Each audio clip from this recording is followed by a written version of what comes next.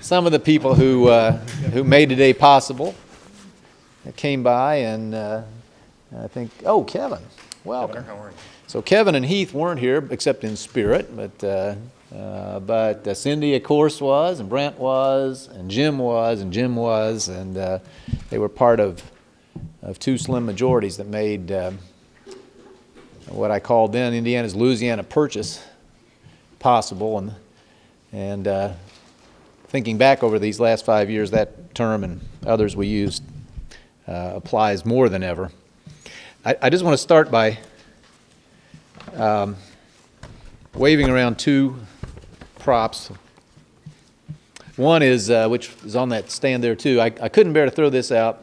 This is just a printed record of $3.8 billion wire transferring 5 years ago today.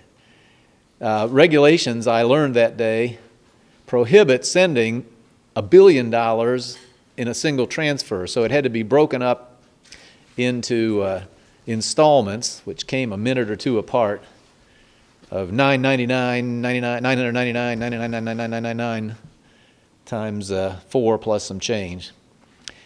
And that was an extraordinary moment in Indiana history. Just by coincidence, any day lately you could almost find this, but here's this morning's newspaper. State warehousing jobs stack up.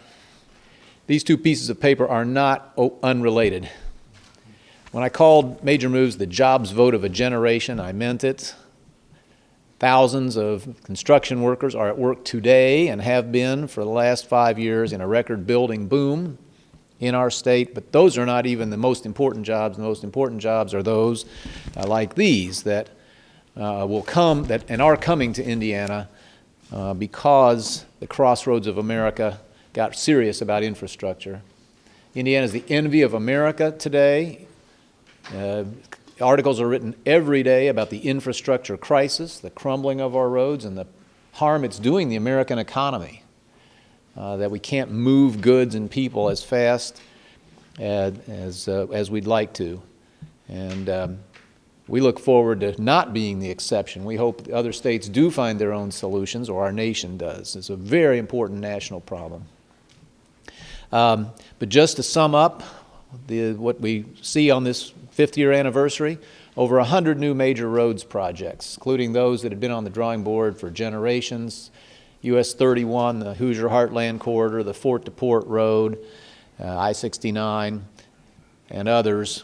Over 100 new projects, and over 100 major restoration or preservation projects, many of which would have waited for many, many more years. The number of miles of congested highway in Indiana has dropped by 1/3 in the last 5 years and is going down further. The number of problem bridges, 1/3 of those have been repaired, and another 1/3 will be repaired during the remainder of the reinvestment of the major moves funds. And as even I sometimes forget, on top of that, we got a vastly better toll road out of it. Hundreds of millions of dollars have been invested.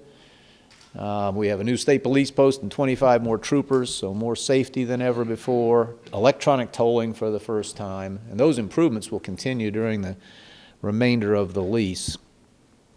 All this with no taxes and no borrowing. It's on the day that we made the transaction, we knew it was a great moment for Indiana. 5 years later, it's looked better with every passing year.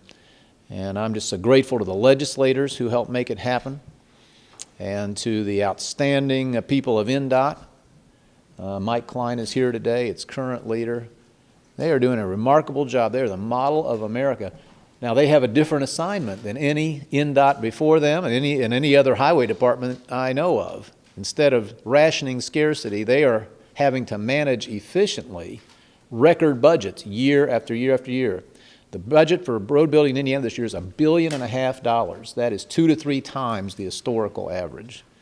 And yet they are doing it very efficiently. Project after project is ahead of schedule. Project after project is under budget. And we are just tremendously proud of them.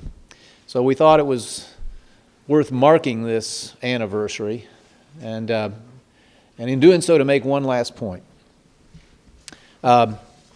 Everything we do one way or another is aimed at trying to bring jobs to this state now and over the long, long term to come. And much of that involves getting government out of the way, getting taxes down, making regulation quick and predictable, lowering the cost of doing business. But some of it, we believe, involves government acting very aggressively and doing things only government can do. And building first-class infrastructure was certainly a huge part of that, particularly for a state located where we are. Infrastructure these days means more than cement and asphalt, by the way. Our deregulation, we just learned, of telecommunications in '06, Indiana now has the third fastest broadband average connection time in America. The infrastructure of fiber and frequency matters in this economy too, and we've gone to the front row there. But today we want to celebrate the traditional infrastructure that has always and will always matter so much, especially to a major manufacturing state like ours.